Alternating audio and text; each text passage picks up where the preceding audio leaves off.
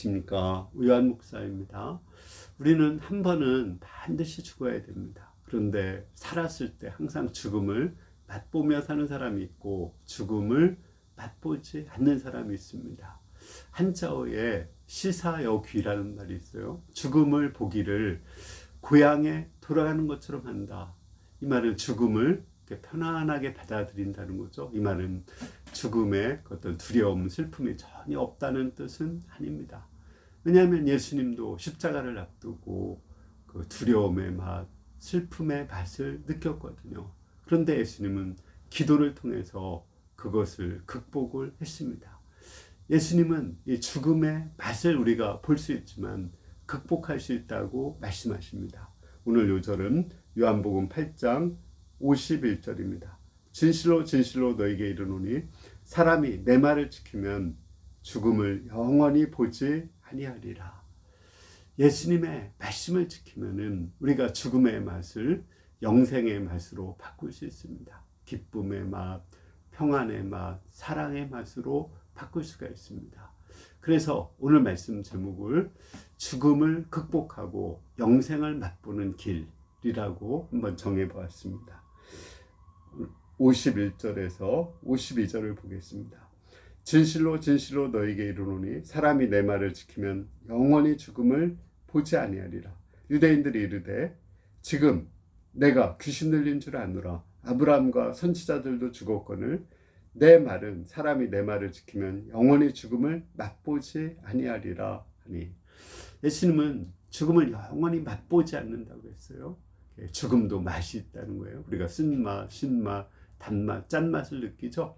죽음의 맛은 어떤 맛일까요? 슬픔의 맛, 두려움의 맛, 불안의 맛, 허무의 맛, 미움의 맛일 것입니다.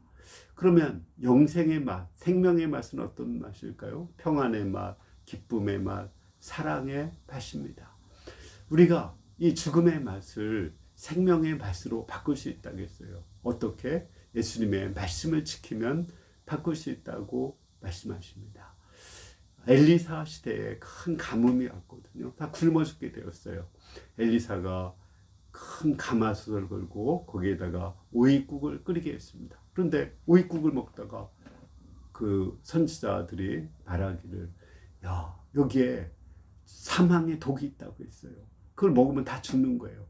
살려고 오이국을 먹었는데 다 죽게 된 거예요. 그때 엘리사가 거기에 가루약을 넣었더니 그 죽음의 독이 없어지고 생명을 주는 오이가 되었습니다. 오이를 먹고 그들이 가난, 기근을 극복하고 잘 살게 되었다는 이야기입니다. 이와 같이 우리 인생도 태어나면서 또 음식도 먹고 보약도 먹고 하지만 결국은 죽을 수밖에 없어요. 죽음을 맛보며 살 수밖에 없어요. 죽음을 맛보면서 슬픔과 두려움과 불안과 허무 속에 살 수밖에 없습니다. 그런데 하나님께서는 우리를 사랑하셔서 엘리사의 가루약과 같은 약을 우리에게 보내주셨습니다. 그 약이 바로 예수 그리스도고 예수 그리스도의 말씀입니다. 예수님은 내가 부활이요 생명이라고 말씀하셨습니다. 부활이요 생명이신 예수님을 우리가 믿고 그 말씀을 지키고 순종하면 그 죽음의 맛이 생명의 맛으로, 슬픔의 맛이 기쁨의 맛으로, 두려움의 맛이 평안의 맛으로, 미움의 맛이 사랑의 맛으로 변화된다는 말씀입니다. 제 인생의 가장 큰 문제는 불안이거든요. 제게는 거의 불안이 장애 수준처럼 있습니다. 아마 어머니가 나를 임신했을 때 나를 이렇게 떼려고 그냥 열심히 노력을 했다고 그래요. 그래서 아마 그 분리 장애 이런 것으로 인해서 분리 불안을 느끼는 것이 아닌가 그런 생각을 해봤습니다. 근데 이 불안이 올 때 죽음이 주는 거거든요. 저도 상비약, 그 가루약과 같은 상비약을 가지고 다닙니다. 그 상비약이 저는 2개가 있는데 아까 얘기한 그 예수님이 하신 말씀, 나는 부활이요 생명이니 나를 믿는 자는 죽어도 살겠고 무릇 살아서 나를 믿는 자는 영원히 죽지 아니하리니 이것을 내가 믿느냐. 저는 절망이 올 때 이 말씀을 잡고 투쟁을 합니다. 계속 이 말씀을 묵상해요. 또 이 말씀에 순종하고자 투쟁을 합니다. 또 하나는 내 영혼아 어찌하여 낭망하며 내 속에서 불안해하는가. 너는 하나님께 소망을 두라. 그가 나타나 도우심으로 말미암아 내가 여전히 하나님을 찬송하리로다. 이 말씀을 잡고 불안을 극복하기 위해서 투쟁을 하면 내 마음에 평안이 임하게 되고, 그러면 하나님이 주시는 그 영생을 맛보고 실제 또 하나님의 도우심을 체험할 수가 있습니다. 그러니까 저는 항상 이 두 가지 약봉지를 가지고 다녀요. 그것은 말씀이죠. 마찬가지로 여러분들도 말씀을 지키면, 예수님의 한 말씀을 잡고 순종하고자 노력을 하면 그 내면에 있는 그 죽음이 주는 독, 불안, 두려움, 슬픔을 극복하고 평안과 기쁨과 또 사랑을 맛보며 살아갈 수가 있습니다. 우리 53절에서 55절을 보겠습니다. 너는 이미 죽은 우리 조상 아브람보다 크냐? 또 선지자들도 죽었거늘 너는 너를 누구라 하느냐? 예수께서 대답하시되 내게 영광을 돌리면 내 영광이 아무것도 아니려니와 내게 영광을 돌리는 이가 내 아버지시니 곧 너희가 너희 하나님이라 칭하는 그이니라. 너희는 그를 알지 못하되 나는 아노니 만일 내가 나를 알지 못한다고 하면 나도 너희와 같이 거짓말쟁이가 되리라. 나는 그를 알고 또 그의 말씀을 지킵니다. 예수님이 영원히 죽음을 맛보지 않는다고 하니까 아브람도 선지자도 모세도 엘리야도 다 죽었는데 네가 아브람이나 모세나 엘리야보다 더 크냐? 이렇게 물어봤습니다. 예수님은 그거에 대해서 여기서는 직접적인 답을 하잖아요. 나에게 영광을 돌리는 분은 하나님이다. 하나님이 내가 그들보다 더 크다고 말씀하신다는 거죠. 예수님은 사실은 그 뒤에 보면 나오지만 태초부터 계신 하나님이시거든요. 그리고 예수님이 또 어떻게 그들보다 더 큰 영생을 누리게 되었는지를 말합니다. 그것은 예수님이 하나님과 깊은 사랑의 관계성을 가지고 하나님의 말씀을 지키고자 투쟁한다고 말씀했어요. 예수님도 말씀을 지키고자 투쟁함으로써 그 죽음의 맛을 생명의 맛으로 바꾸고 있었던 것입니다. 우리 예수님이 십자가를 앞두고 심히 놀라시고 슬퍼하셨어요. 심히 고민하여 죽게 되었다고 했습니다. 이 말은 심히 두렵다는 말이죠. 답답하다는 말입니다. 그러나 예수님은 그때 시편 22편이나 이사야서 53장 또 시편 18편 말씀, 이런 말씀을 잡고 십자가와 부활의 말씀을 잡고 말씀에 순종하고자 투쟁했어요. 십자가에 죽으면 반드시 부활이 있을 것이라는 그 말씀을 믿고 순종을 했습니다. 그는 3번이나 겟셋마네 동산에서 기도하셨어요.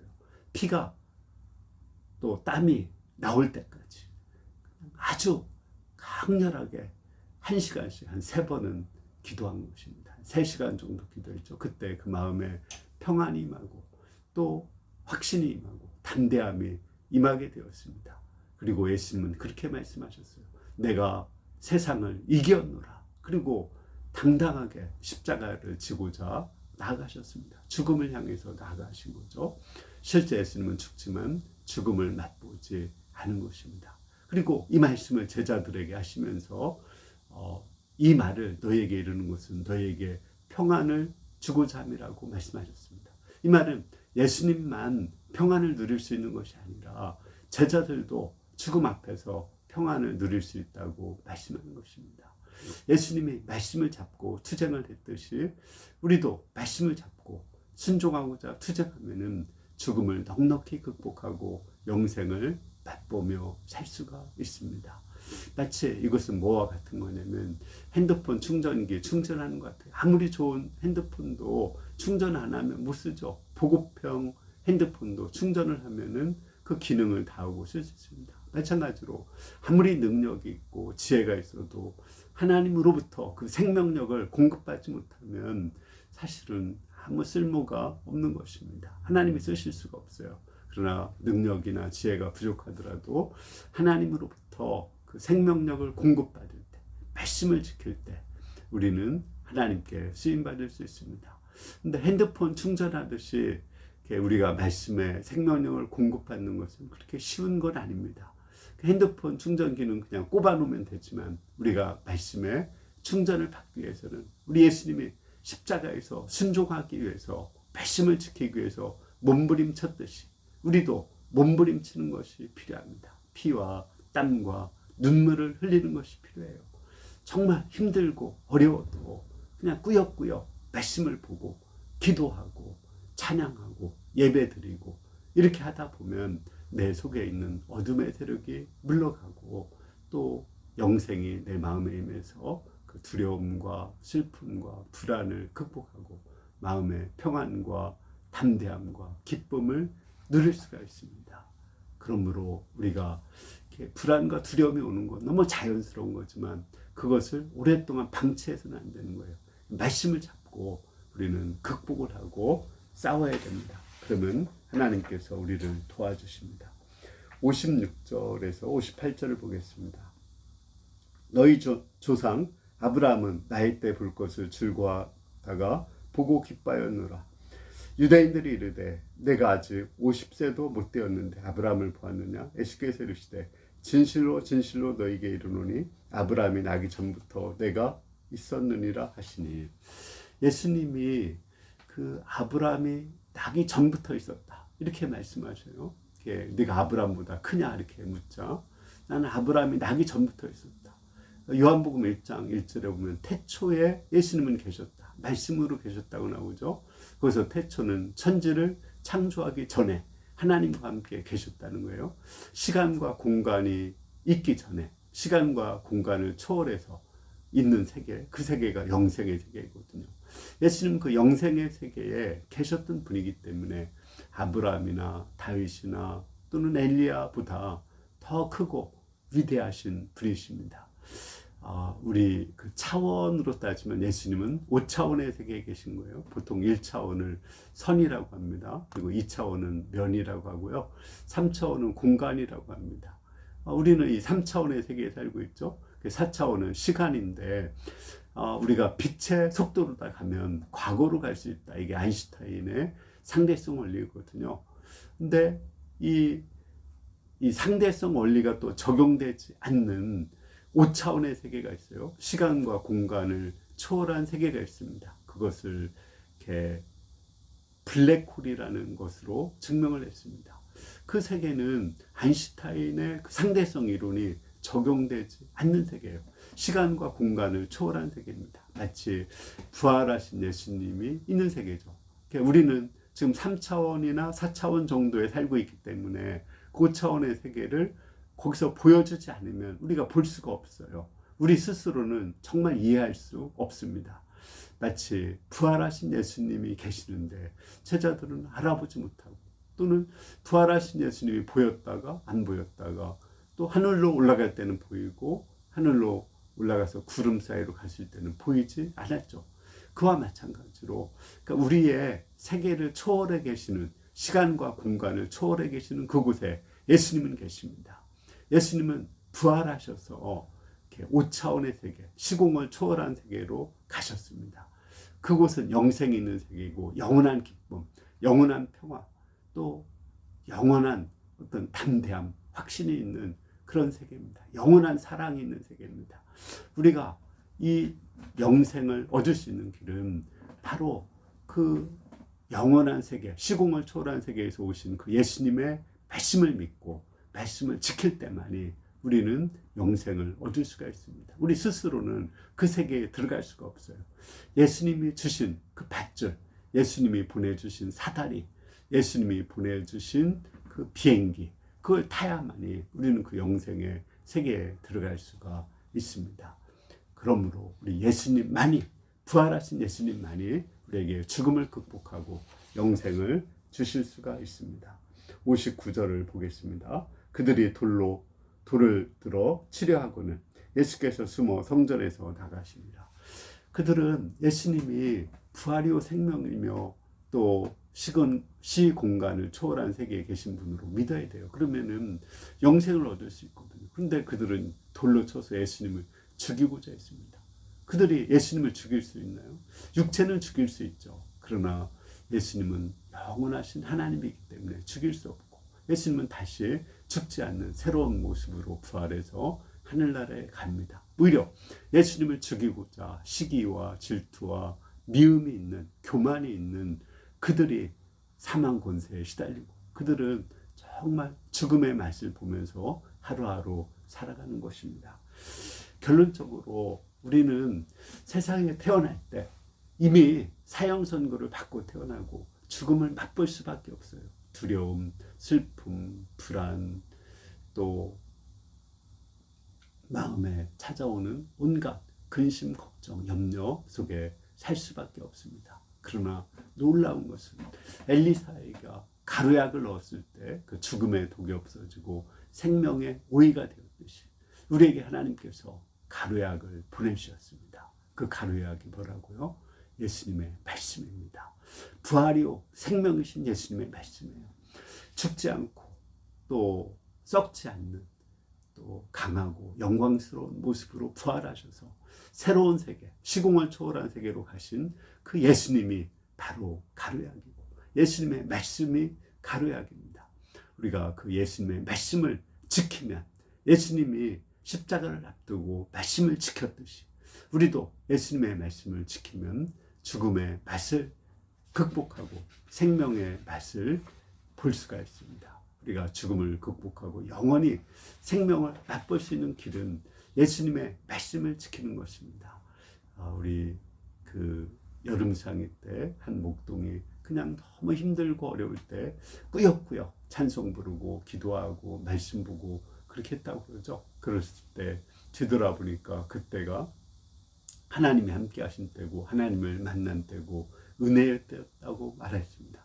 그와 같이 우리가 힘들고 어려워도 그냥 꾸역꾸역 말씀을 잡고 말씀에 순종하고자 몸부림치면 우리 안에 생명이 들어오고 우리 안에 있는 그 죽음의 맛이 없어지게 됩니다. 불안의 맛, 두려움의 맛, 슬픔의 맛, 그런 것이 사라지고 미움의 맛도 사라지고 평안과 기쁨과 사랑의 맛이 생기게 되고 또 그렇게 그 맛을 느끼는 사람들이 우리 육체가 죽은 후에도 영원한 하나님 나라에 갈 수 있습니다.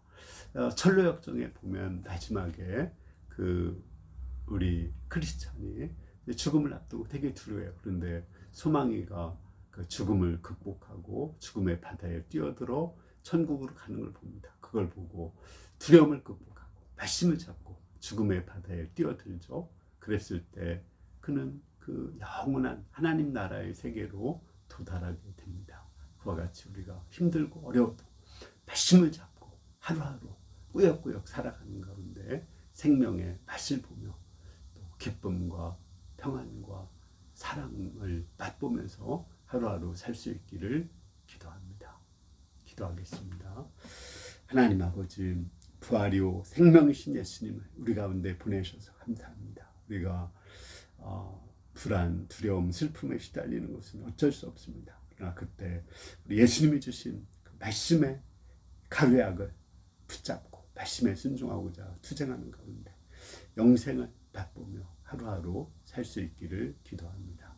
예수님의 이름으로 기도합니다. 아멘. 예, 아마 또 이번 한 주도 되게 무덥고 또 우리 마음속에 불안이 밀려올 때도 있고 두려움이 밀려올 때도 있고 슬픔이 밀려올 때도 있을 것입니다. 그때 우리는 약을 먹어야 돼요. 말씀의 약을, 또 말씀을 지키고자 투쟁을 해야 됩니다. 힘들어도 우리 예수님처럼 겟세마네 동산에서 말씀을 잡고 기도했듯이 말씀에 순종해서 우리가 생명과 기쁨과 사랑을 하루하루 맛보며 살 수 있기를 기도합니다.